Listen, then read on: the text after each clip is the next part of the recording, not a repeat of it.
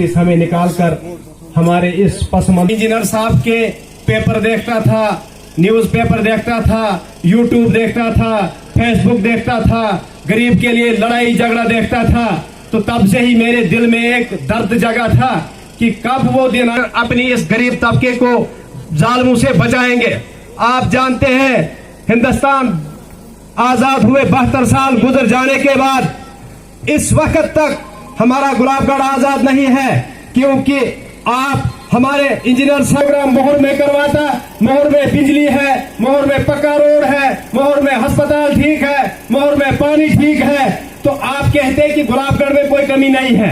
लेकिन गुलाबगढ़ जो है वो ये आपके सामने पड़ा हुआ है, जहां अभी रोड नहीं है, जहां अभी बिजली नहीं है, जहां स्कूल का स्टाफ नहीं है, यहाँ कोई अफसर राजी आकर नहीं है, यहाँ की गरीब जो है बिल्कुल दबाव के अंदर है।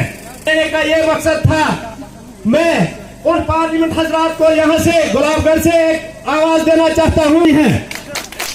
हमने ऐसे आदमी से हाथ मिलाया है जो तुम्हें पार्लियामेंट में भी खिंचकाएगा, इसलिए इंजीनियर साहब मैंने आपको इतना जुल्म दिया। हमारे रोड की कई सालों से ये प्रोजेक्ट जेर तामीर है, इसमें ये लेन देन करके अफसरों से घोटाला करके हमारा काम नहीं होता है। जो भी अफसर आएगा उसको मोहर या रियासी में है उनसे लेन देन करके हमारे, मुझे अल्लाह की जात पर यकीन है कि आप पार्लियामेंट जा चुके हैं, इंशाल्लाह सीट जीत चुके हैं।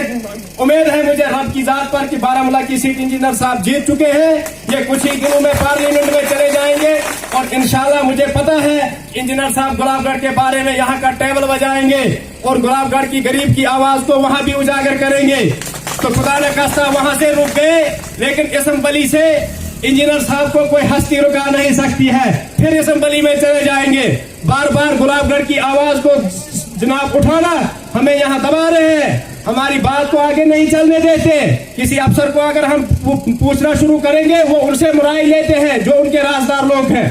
तो मेरी यही गुजारिश है कि जनाब हमारे इस मजलूम अवाम पर आप इतनी सी निगाह रखें जैसे कि आपने अपने लंगेट कॉन्स्टिट्यूंसी के लिए रखी है। मैं जनाबों का बहुत ही शुक्रगुजार हूं कि आपने बाजार खुद यहाँ की ये कंडीशन को देखकर, आपने इस मजलूम आवाम को देखकर 72 साल गुजर जाने के बाद हमारा मजदूर जो है 50 केजी का बोझ उठाकर कांधे पे गुलाबगढ़ पहुंचता है, कंदौरा पहुंचता है, शबरास पहुंचता है।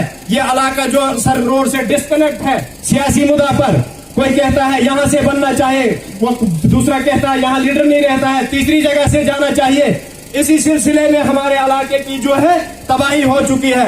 मैं चाहता हूं नौजवानों, बुजुर्गों, साथियों, मैं आपके लिए सिपाही बन के काम करूंगा, लेकिन आप मेरा ताउन दें, आप मेरी हौसला अफजाई करें। मैंने अच्छे खासे रहनुमा से हाथ मिलाया है, तो इंशाल्लाह अगर मुझ पे नहीं इन पे भरोसा करके मेरा साथ दे तो आपका काम जो महीनों का होगा मिनटों में हो जाएगा।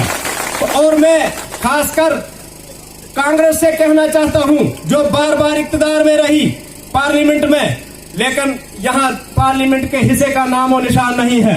हमें कोई चीज नहीं मिली है 72 सालों में पार्लियामेंट से।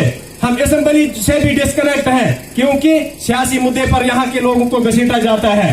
तो इसी सिलसिले में मैं जनाबों का बहुत बहुत मशकूर हूं। तो मैं अभी अपने साथी सईद रफी शाह को दावत देता हूं यहाँ 4 मिनट के लिए।